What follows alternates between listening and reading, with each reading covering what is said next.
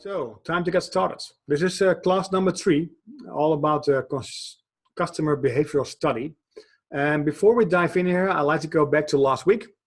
Last week we had 2 classes, and the first class was all about the Fact and Act process, what I stated as the methodology of online experiments, and we went through the whole Fact and Act model. Find, analyze, create, test, analyze, combine, and tell. It's all about the customer journey. We're trying to find a hypothesis based on research done at the customer journey. And those hypotheses will be we're trying to validate them by running lots of experiments. Testing, high speed, learning if hypotheses are true or not, and then at the end learning on the customer journey and being able to make bigger steps in optimization. So that was day number 1, and class number 2 was all about testing bandwidth calculations. So you heard about the methodology, and then we dove in the raw model.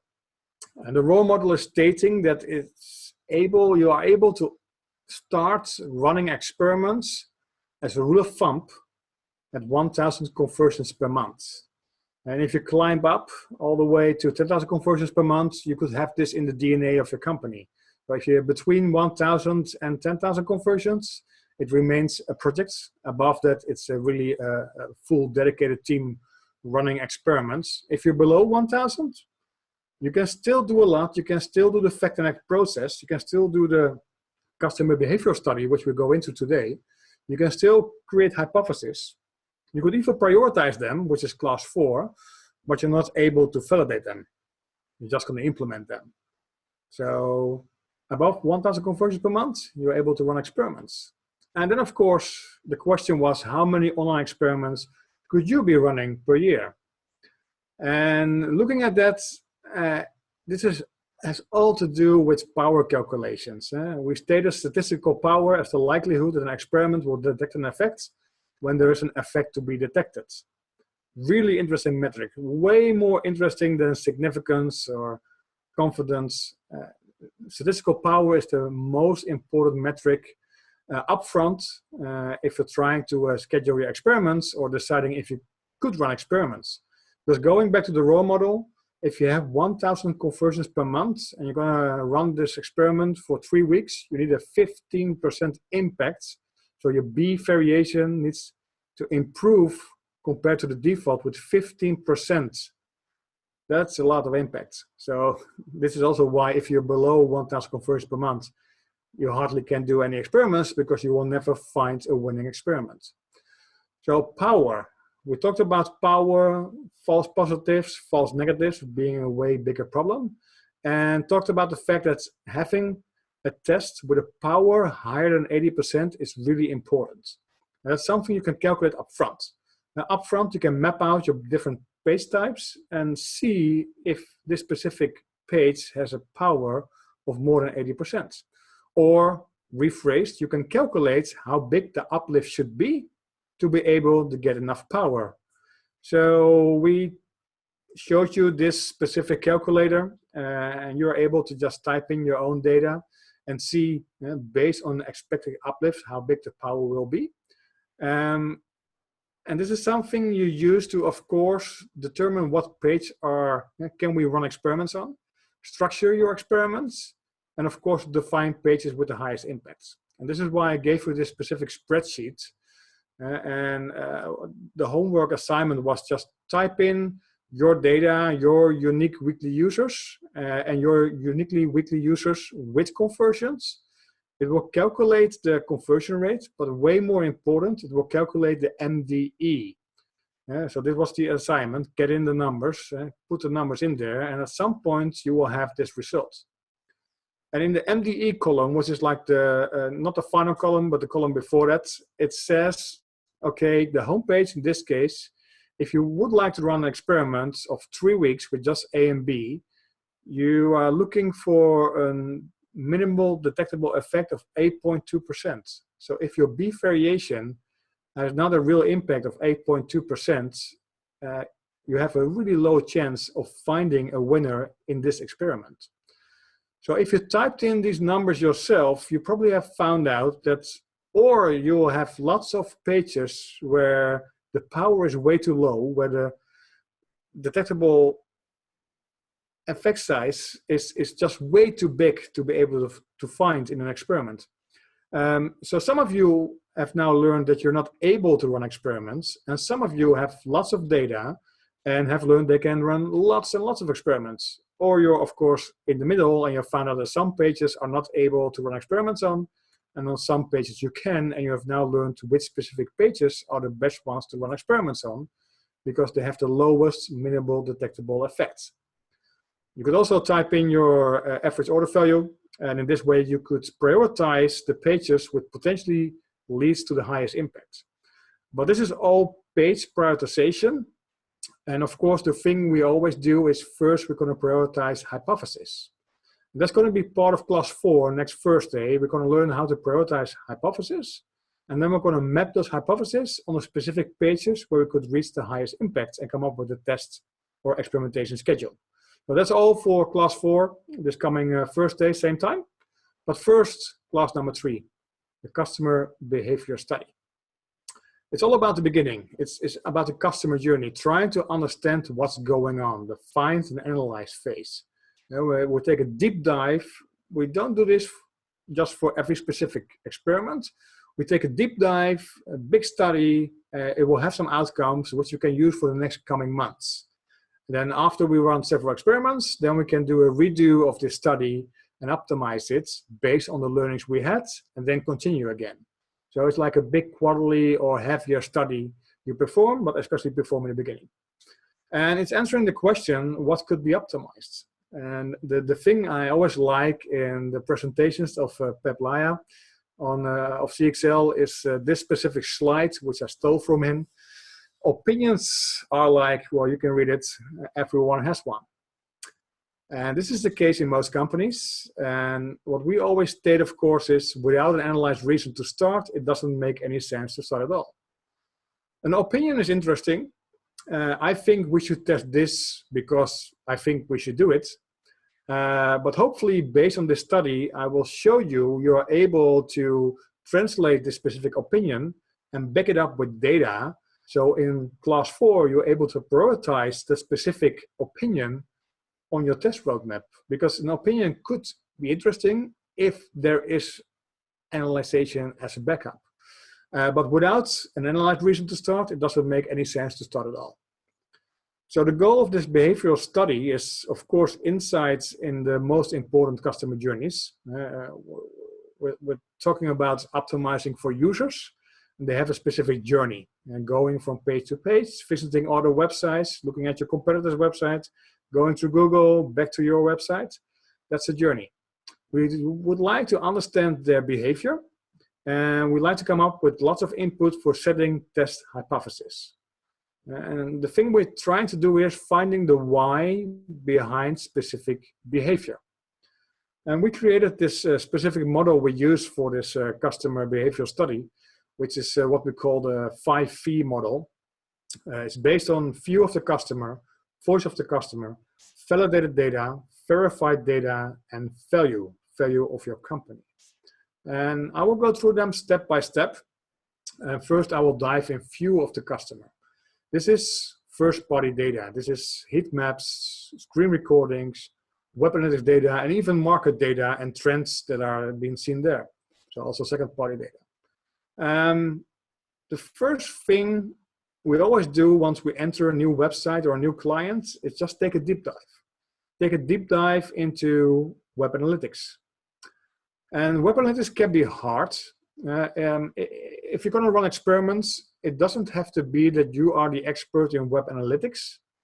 I think being able to get insights out of lots of research is a way more important skill. And web analytics is just one of the cornerstones that will give you insights. But some reporting analyst or some web analyst can give you the data, and you should be able to translate the data into insights. So if you are able to dive in analytics, or you have to because you're in a small company and have to do everything yourself, there are lots of good classes on CXL about using Google Analytics. But the first thing we always do is just dive in there and see, okay, where do they start on the website? What are the landing pages? Where did they came from? Was it through Google? Was it through paid advertising on Google? Was it through organic? Was it from social sharing? Is it just domain type in traffic? Is it lots of affiliates? Is it lots of links out there where people click to the specific website? Do they come from the email campaigns and so on? You're trying to understand what's going on. Do they click from homepage to listing on an e-commerce website to product, or is it directly from home to product, or do they enter at the listing page, or do they enter at the product page? We're trying to understand what's going on. Are there really interesting differences between conversion rates from paid traffic and organic traffic? What's their clicking behavior on the most important pages? It's not to spit out reports with just lots of data, which we call data puking. It's just navigating yourself through the data in mostly Google Analytics, try to understand what's going on. We're talking about lots of users or small amounts, lots of users, not so many buyers, or lots of buyers. What's going on here? What do they buy? What are their landing pages? Where do they start? Is there a big difference in specific device users on where they start? The traffic sources, where do they come from? Do they already have a specific product in mind? So what products are sold more? You're trying to understand what's going on in this virtual store of this specific company. And at some point, if you're able to understand what's going on main users level, you probably will find yourself creating funnels like this. On the right side, you can see the funnel of a specific, this is, let me see, a telecom company, product page, trying to sell some phones. It's already the final part of the product page, so some percentage will go through the personal details where they have to fill out everything before they buy. They see a summary and they have acquisition. And we see a large dropout from acquisition to personal details, large dropout from personal details to summary, and even quite a large dropout to completing the order. The problem with creating funnels like this is that you're just looking at page flows the way you've created them. And of course, in the order funnel, the user has to follow specific steps.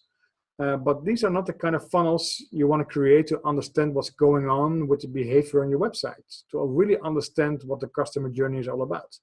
So these funnels are okay to understand which templates are around there and how is the conversion going from template 1 to template 2. But this is more getting the first insights. Once we know the first insights, the thing we always do is create behavioral segments. And I took a specific e-commerce company, or just an ordinary e-commerce company selling something business to consumer, and I will create segments like this. Okay, first we have all users on our website with enough time to take action. You always have all these users that bounce immediately. Could be bots, could be affiliate traffic, only spending 1 second and they're gone.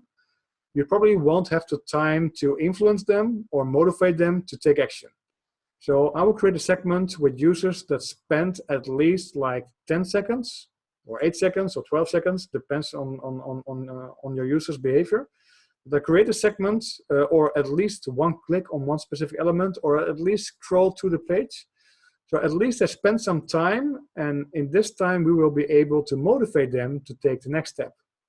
So the second segment would be all users on this website with at least some interaction. So first segment could be no interaction, but just time. Second segment could be some interaction. Could mean at least 2 clicks, at least 3 clicks, at least 2 pages, at least 2 pages and 1 minute spent. So they have more interaction with your website, which is telling you that probably there is some match. They came to you with some sort of reason in mind, with some sort of task, and they're trying to complete this task. Next step are users on your website with lots of interaction, heavy interactions, doing lots of clicks, lots of scrolling, lots of different web pages.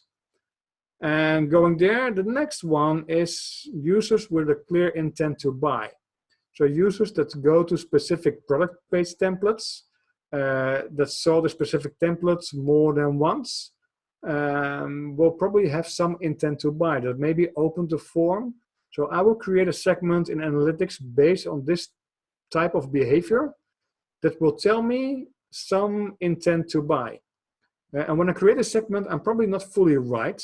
I will have some people in the specific segment that didn't have an intent to buy, but I thought, based on the behavior, they will have an intent to buy. But that doesn't really matter. As long as they are like 70%, 80% right, you're okay to use these segments. Then you have users on your website that are willing to buy. And of course, then you have users on your website that succeed in buying. Like willing to buy is at least starting the form, filling out some fields. Succeeding in buying is conversion completed. And then, of course, in the end, you have users on your website that return with intent to buy more. Like this is the typical marketing flow, like spontaneous visits, some interaction, orientation, comparison, intent to buy, buying, succeeded, happy lifelong customer. And you can create the segments in your analytics. And the thing you want to find out is the number of unique users per segment. This is creating a behavioral funnel. And you want to know how much time it takes before they go from some interaction to heavy interaction. How much time does it take, or how many sessions does it take to go from heavy interaction to indeed succeeding in buying? So this is telling you, this kind of information is telling you how the real behavior is going on, which kind of behavioral buckets there are on your website, which kind of segments, and how much time it takes to complete a specific phase. It will tell you if people have to complete a specific phase. Maybe some people with just some interaction in all sessions are going to buy immediately. So it will tell you something about the product. Is it something they buy within a session? Or does it take 2 weeks before they complete the order? But this is giving you lots of insights, and it will tell you also where the big dropouts are. So translated this one, apologies for the Dutch sidebar on the left side, which is Google Analytics in Dutch. But these are content groups. To be able to build segments like this, it's always wise to inject your main template name into content groups in Google Analytics. So you're able to build segments based on templates and not just on specific URLs or specific product pages, which is a nightmare with regular expressions. So using content groups could be valuable. If you want to learn more, dive into the courses on Google Analytics. But this is an example. We have total users, users with interaction, users with interest, users with intent, successful users, and loyal users. And this is comparing desktop against mobile, doesn't really matter. But this kind of data is really interesting. This is from a dashboard we created for one of our clients. It's just a spreadsheet, it's a hookup to the API of Google Analytics. And the first graph is telling me on the red bar, this is desktop users or laptop users, and the gray bar is mobile users. And this is the number of users with interaction. So only less than 50% on desktop and mobile is having some interaction with the website. So 50% of the traffic is not having any interaction at all. Really interesting. Then the next step, number of users with interest is still quite high, but then the number of users with intent is like really low. And if you take a look at the graph below there, the click-through rate per step, you will see from users to interaction, 50%. From interaction to interest is 50%. That's still quite okay. Yeah, from user to interaction is quite low. But from interaction to interest, 50% is quite okay. But then from interest to intent is like 10%. So we're losing 90% of the users going from interest to intent. So here you have found a sweet spot where there's lots and lots to optimize. We want to try to motivate users going from interest to intent. Because once there is intent, the step to success is really big. Like 50% is succeeding once they have some intent. And then from success to loyal users is only 10%. So that's something we could work on too to make more money for this company. So here you can see if you create segments like this, it will tell you where the problem is. So on this specific case, the problem is from interest to intent, it's from users to interaction, and from success to loyal. And now we want, of course, find out, okay, which specific pages are being used while they have interest, but not going to intent. And we want to learn more from these specific pages. We want to have all the detailed behavior. What's the next action visitors take on the specific page? What was the previous action? What choices do they make? Does it differ among specific segments like mobile or desktop or specific products this company is selling? And this is where we always just add more metrics. And the good thing about tech management solutions is that it's really easy to measure really detailed behavior for just a week, because this is like polluting your data in Google Analytics. You can try to measure it always, but there is this max of like 500 events per session. So you want to measure this for a week, and then you have the data and then take out the measurement code again. So for this specific example, this is a website where you can buy a phone with a subscription. We want to know, do they use the filters? Do they compare products? Do they fill out the zip code check, which is on this page somewhere? Do they sort the results? How many phones did they look at? What percentage proceeds to PDP? So we really want to find out like detailed behavior of the really important pages that are making the difference now of people not going to the next step. And of course, besides analytics and all these little events you can measure, you have this amazing tool which is called a heat map. Heat map and scroll maps are really valuable. You want to run a heat map on this really important page. You want to roll a scroll map. Because if you're just going to measure it, you have to translate all this data and try to figure out what's going on. Heat maps are already translating this for you into visual information. So on the left page, we can see, okay, this search box thing, widgets, that's where the interaction is. Like there's no interaction below the fold. Scroll map on the right side, same page, is telling us below the fold, nothing is happening. So they're only interacting with this box. If there's a big drop off on this page, well, we could ask the question, is that something good? Maybe we should change something there. So this is giving lots of visual information insights, which is way more easy to understand than just analytics data. And of course, what we also do on these imported pages, we're going to watch screen recordings, session recordings. Measure more sessions on the important pages and just scroll through them. And of course, if you inject, if you combine analytics data and inject the analytics IDs into your heat map tooling and your screen recording tooling, you are able to segment here and say, okay, I want to see sessions from all the users that went from interest to intent. And then I want to see all the sessions from users that stopped at interest and did not go to intent. And try to understand what the difference is. This is not full user testing like a usability lab, but it's giving lots and lots of insights, and it's even fun to watch, in my opinion, but it's learning you how people behave on this website. Because if you, as an optimizer or working at a specific company, look at your own website, it's really hard to just use your, what we call system one behavior, your emotional automated behavior, because you know this page, you know what's going on, so you will be like in full rational modus, like system two behavior. So it's just, you're not able to use this page as a user would be. And that's why these screen recordings are so important. So we use that to also gather more insights from specific pages. And then next to all the analytics, heat maps, and session recordings, we also use market data. We want to know if specific competitors or specific terms from products you're selling are getting more important or getting less important. So Google Trends is a big source to try to understand what's going on with this company. What are the brand names? What are the product names? What are the specific names they look for at Google and which are growing in demand? And also, your competitors have data on their website. So a keyword suggestion tool like Ubersuggest is really valuable. If you know who your competitors are, which Google Trends probably will tell you if you don't know this yourself, just run these word clouds from the websites of the competitors and see what words they use.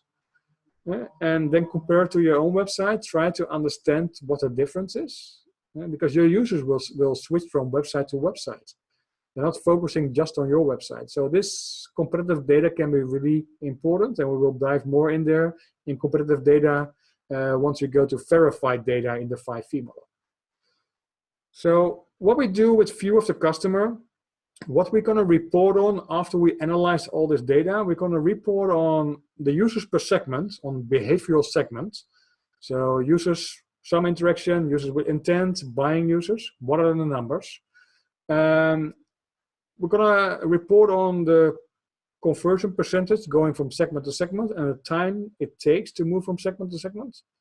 And of course, then we're going to explain what the important pages are, what are the pages where decisions are made, and what is the detailed behavior for segments on these specific pages. And this is something usually if you are in a large optimization team, this is the task for the web analysts.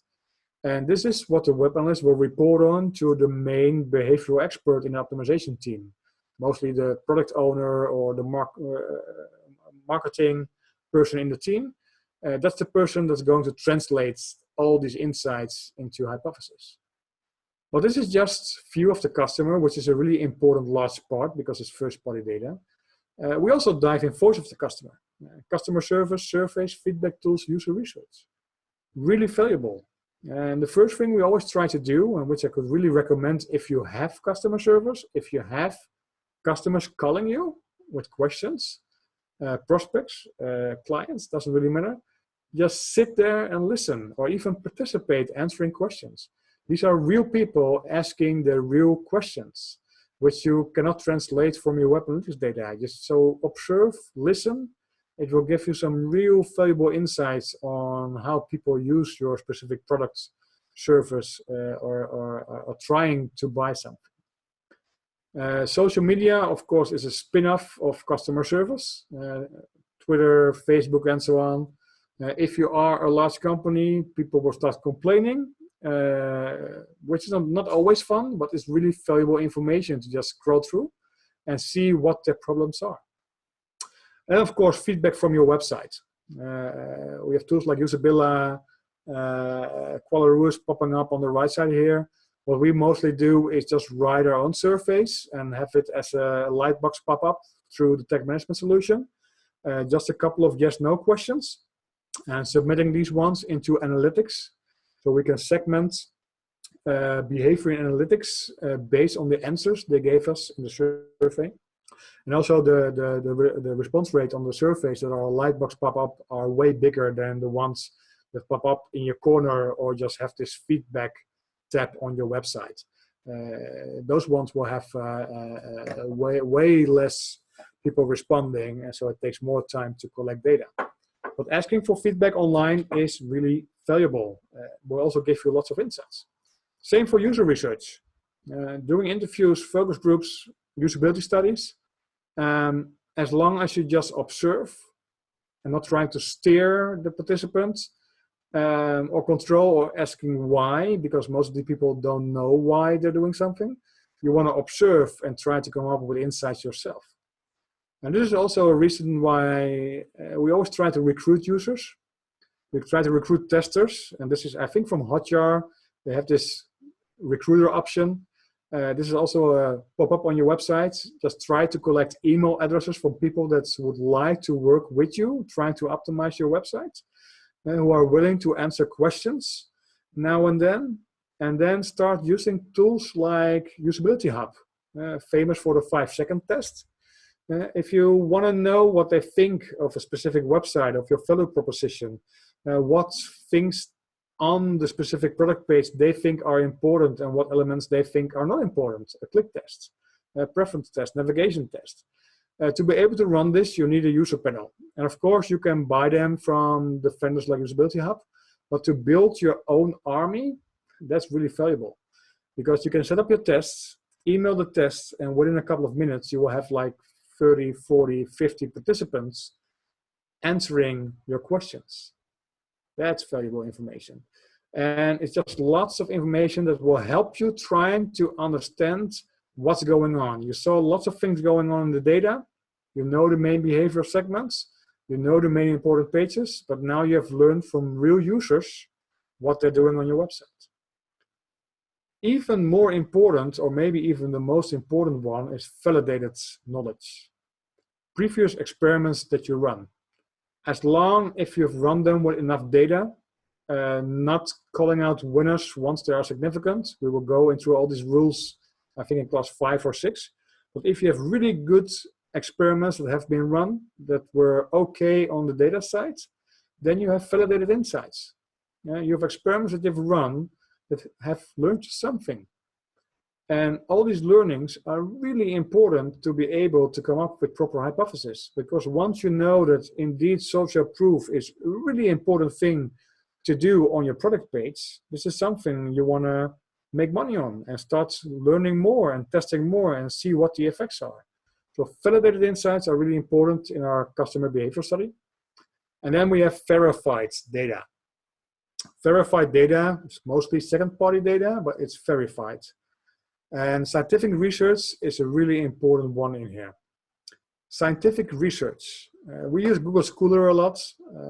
Deep Dive, the Spotify for scientific articles, and Semantic Scholar, which is a new one, which is really also a fascinating search engine for scientific articles. But for sure, for your company, for your branch, for your niche, for your users, there are scientific studies done. And not just one, maybe even a couple of hundred from the last 2 years. And these are scientific studies run by really good universities that will give you insights on how people make decisions. And to give you an example, I run this query today on Google Scholar. For instance, if I want to optimize a website selling beds online, mattresses, I'm just typed in reasons to buy a bed online. And result 2 and result 4 are interesting. The loyal customer's perception regarding the online buying process, which is broader than just buying a bed online, but still probably valuable information. And the number 4 entry, online consumer behavior, is even in the description saying if you are purchasing the bed online, the considerations will be likely different, and so on and so on. So this is probably even a document on really detailed insights on selling beds online and why people want to buy a bed online and what they think is important, verified from science. There's one more query. Why do people buy expensive goods plus beds? Because I'm trying to optimize this bed selling website. And I found this one, to know and to care, how awareness and valuation of the future jointly shape consumer spending. And a whole study on opportunity cost, future calculations, really interesting insights which you can use in your behavioral study to come up with proper hypothesis, how to be able to sell more expensive beds online. Final example, I took this one from a consumer behavior study we did for a hotel website and just looked at the footnotes that were used by our behavioral experts. And this is all scientific studies, preferred criteria for hotel online booking. Are the global hotel companies getting it right? Online distribution strategies and competition. Effects on hotel booking intentions, attitudes, trust, and website perceptions. And one more, the impact of online reviews on hotel booking intentions and perception of trust. This is just done by running queries on a free search engine. And most of these documents can be downloaded even for free or just for a low cost. And it's really valuable data to use in your consumer behavioral study. This is like universities working for you that are helping you trying to formulate hypotheses for your specific product. So verified data from science, but also from competitors. We always map out the competition, and we're going to monitor their websites. We're going to use plugins like the Optimizely plugin for Google Chrome or the VWO plugin for Google Chrome that will act as a spy and will tell us if experiments are currently being run at our competitors if they are using these specific tools. And if they're being run, you will be able to see the default and the variation. And of course, if we then start monitoring the websites, once they implement something, you have learned that this was probably a winning experiment, if they know what they're doing, which is not always the case. But to be able to monitor this, we use this service, which is called Visual Ping.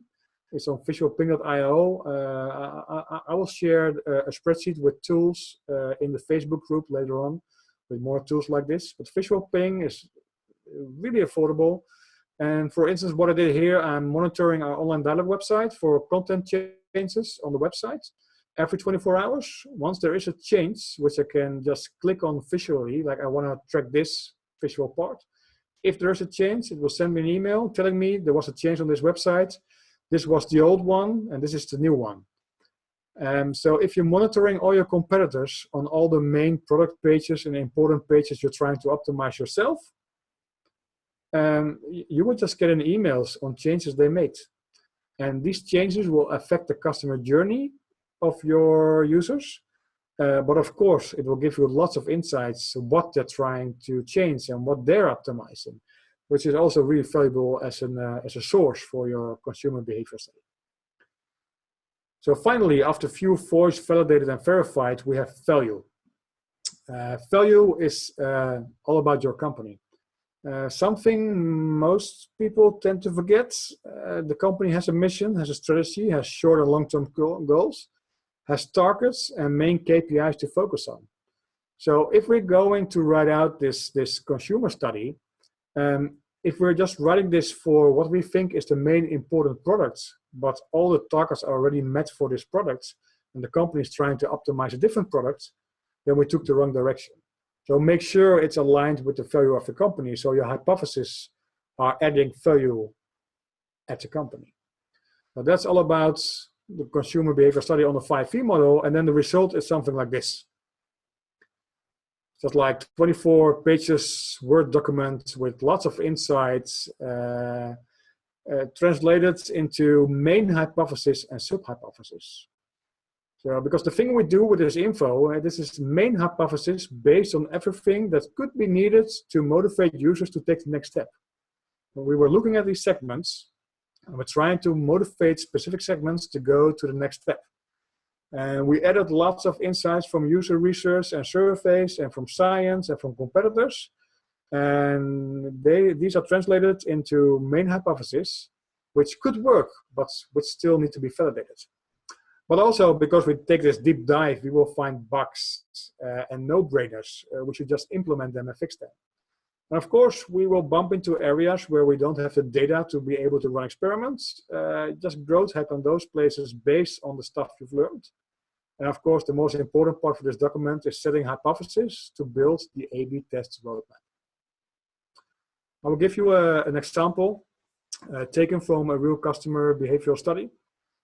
This is for a publisher. And at this specific publisher, we found out from Web Analytics data that there is a big difference in reading behavior. You have people that just sometimes read an article, people that often read an article, and you have the real loyal, heavy users that read articles like every day, almost like every hour. And then we have users which we don't know. We have users that have an account, so they are able to view more articles for free. And then we have people with a subscription that they're paying money to be able to read everything. And this is mapping out the user groups, the user segments. Of course, the thing we're trying to do is get more unknown people to an account, or by first making sure they're going to read more and return more often. And then once they're getting more loyal, we're trying to grow them from unknown to account to subscribes. So this is the main segment behavior we're trying to optimize. And then taking a deeper dive, based on all the insights we also had from user research, we came up with two main hypotheses. The first main hypothesis is improve quality of the reading experience. And the second main hypothesis is to increase intrinsic motivation. Intrinsic motivation to be part of this publishing community or reading articles on this specific website.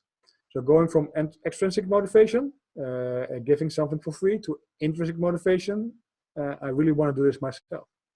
But these are the two main hypotheses. There's this unknown group that has low intrinsic motivation and not really a good quality reading experience because they don't read many articles. And then we have the accounts. And then moving up, we have the subscribers that are intrinsically motivated and getting a better quality and reading experience. So these are the main hypotheses, and then sub-hypothesis would look something like this. This is just examples.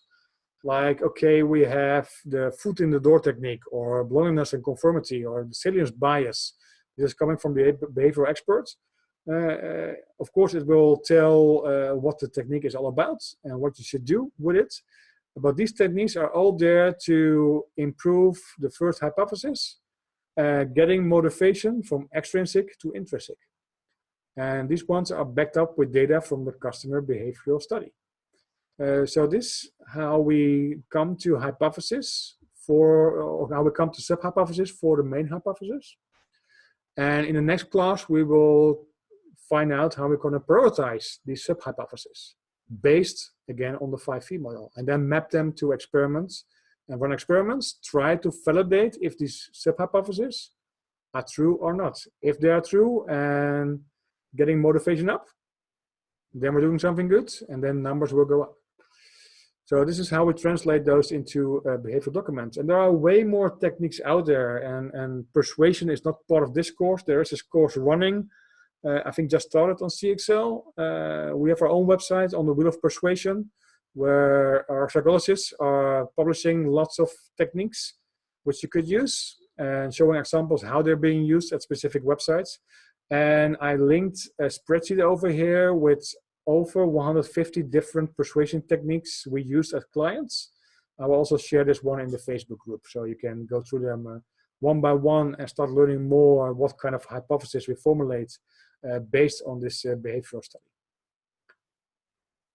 The behavioral study will be setting up hypotheses, and the most important thing from hypothesis is to write them like this.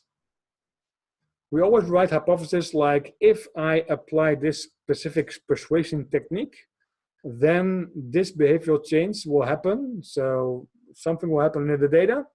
Conversions will go up, or clicks will change, or they will shift from this segment to this specific segment, from interest to intent. It will happen among this specific group of users, also based on data, because of this specific reason, which is based on, again, psychological insights.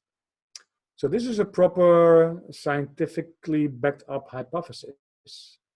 And that is the outcome from the consumer behavioral study. So now we're able to go to the next level. We translated all the customer journey insights we have now into hypotheses.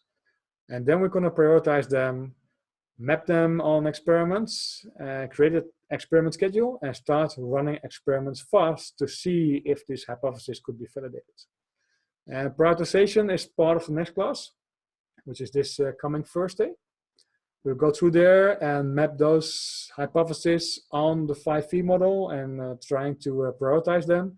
And of course, map them to experiments and create an experiment schedule. So that's all in class 4. To be able to do this yourself, I have a little homework assignment. I know it's only like 47 hours before the next class, so it's probably hard to gather new information, but you probably already have some information from your website, your product, your service, some web analytics data, some voice of the customer, some previous tests, maybe already some competitive information, and of course you know what KPIs to optimize for. So get that data and try to formulate a couple of hypotheses yourself in this format. Just write down a couple of hypotheses. You have the spreadsheet with all sorts of techniques you could use. Just write a couple, because once you have a couple, you can try to prioritize them based on the stuff we're going to learn in the next class. So that's the assignment. I will post the assignment also in the Facebook group. I fully understand that not everyone will have the full time available to be able to do this, but try to dive in there and come up with some hypotheses which you can use and learn to prioritize in the next class. So this was all about the customer behavioral study which we performed before we start running experiments. So it's time for questions. Can you explain what you mean by doing growth hack on places where you cannot test? Yes, it's like the risk phase. The raw model, if you don't have enough conversions to be able to run experiments, you just want to implement stuff to optimize to grow faster. So you can still perform the whole study. You can still do the whole find and analyze phase, dive in your data, because there is probably some data available. You can do user testing, dive in science. You can come up with hypotheses. You could even prioritize them. but well, you can just not validate them. So based on the prioritization hypothesis, you're just going to implement them and see if numbers will go up. And of course, it should be an important part of the customer journey. If we're trying to growth hack a specific FAQ template or sub-template, where only a couple of people will go through every day, even if it's fully optimized, it probably will not add a lot to the lifetime value or to the money made by your company. So if it's a really important page in the customer journey and you're not having enough traffic to optimize it based on experiments, that's why we say you're just going to growth hack. So it's still based on data, based on the study, we're just going to implement them. I know it's going back a bit, but would you mind explaining your graph a bit? What each column represents and how you came up with each number? Oh, which graph is the big question then?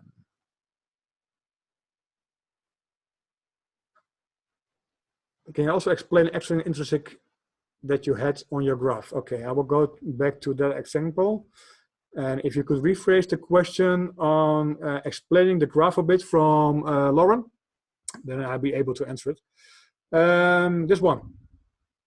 The main hypothesis from the consumer behavior study for this publisher was that most people are extrinsically motivated by this company to get an account or to even buy a subscription. So they get things offered for free. So money is a big extrinsic motivator. If you give people money, they're just doing it because they get a discount or they get a free iPad. So they will buy because of this reason and not because they like your product. So if you want to move them to loyal users, you want to make sure the intrinsic motivation is really high. They really have to take an account or become a subscriber because they like your content as a publisher, because they like you as a brand. They want to be part of the community. That's way more intrinsic. So that's the thing we're trying to shift here based on the main hypothesis from this research. Your results from last week's assignments. Oh, yes, I will go in there. That's a couple of slides back. Bear with me while we go through the slide deck.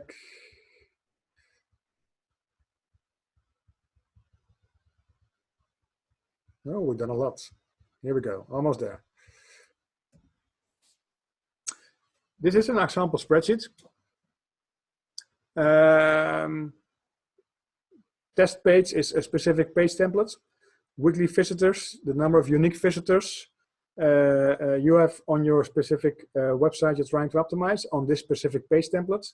Weekly conversions is the number of unique users that have seen this template and made a conversion.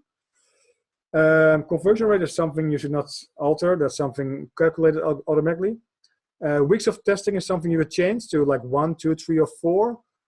We always say do a max of 4 weeks. Experimentation is like high velocity, high pace, lots of energy, having fun. And if it's taking longer, fun is gone. But more importantly, your samples will get polluted. The number of people that will have seen A and B because of cookie deletion, because of cross-device users, will become bigger and bigger over the weeks. So if you're really able to track users because they log on, you could run a longer experiment. If you're not able to track them based on cookies, it's not good enough. So then the max will be 4 weeks is our advice. If you're too low on data and needs more weeks, then probably you're not able to make the business case for optimization on this specific web page. So then 4 weeks probably would also be the max as a rule of thumb. Probability is something you could change to 90, 95, 80, 75, whatever you would like, but we will discuss this number more in, I think, class 6 or 7, going to the results of experiments and how to set up experiments properly. Variations, always 2. It's already really hard to have enough power to be able to run an A/B test. If you're going to run like A, B, C, D, like 3 variations compared to default, you only have 25% of the users available for 1 variation. So you need 2 times more users on your website and more conversions to be able to run this experiment. And also, if they delete a cookie, in an A/B test, they have a 50% chance of ending up in the wrong variation if they return. In an ABCD test, they have like a 75% chance of ending up in the wrong variation. So your samples are even polluting faster. So then the max of weeks of testing maybe should be 3 or even 2. So this is why we always do A/B. You always also have all these questions. If you have an experiment with like 8 variations, some of them will be false positives. So they seem to be a winner, but in reality are not. Some of them are false negatives. So you think they're not a winner, but in reality they are. And some of them are good winners and some of them are good losers, or not significant. And being able to come up with a story that makes sense based on the outcomes of all these variations in this one experiment is something that just cannot be done. I'd rather have A/B with false positive or a false negative or a true outcome than trying to explain what's going on with all these variations, not knowing if what you have measured is in fact reality.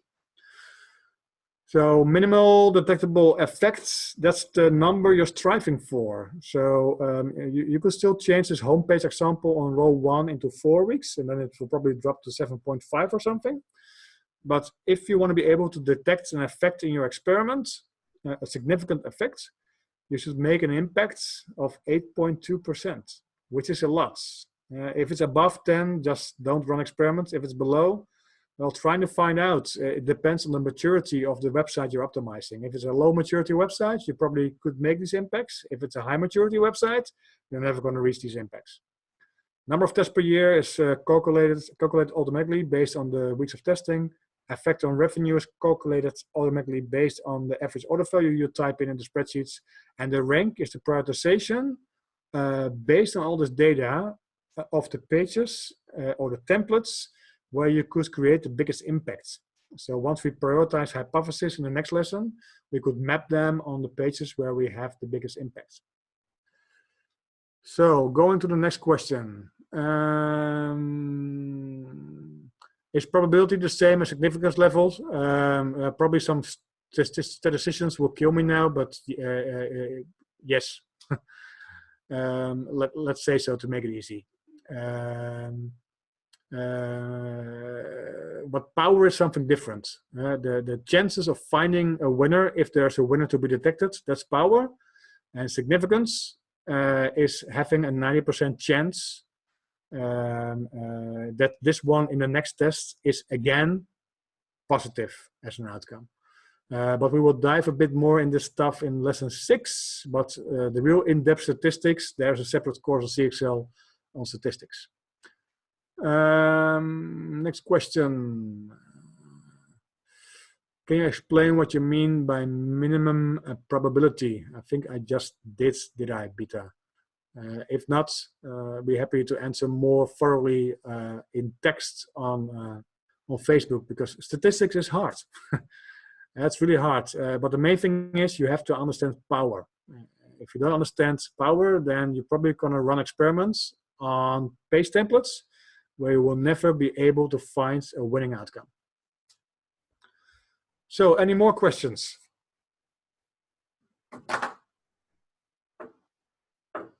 We have 5 minutes left. If there are not any more questions, then we're going to wrap up. But I'll give you some time to type in a question if you're typing. Slides will be shared again, of course. Same for the tools that are mentioned and spreadsheets that are used. We'll type in the homework assignment in the Facebook group, and you can I can answer more questions over there too.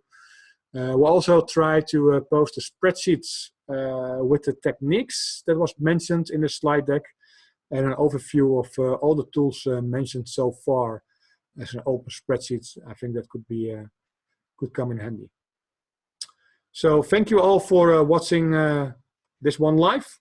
And if you're not watching this live, also thank you for watching this whole one, including Q&A. Great to have you in here again. Looking forward to the next one, all about prioritization of your experiments. First hypothesis, then experiments. Next coming Thursday, same time, it's 3 p.m. Central Time. And if you're in Europe like me, it's 10 p.m. in the evening. nice time. So thank you all, and see you next Thursday.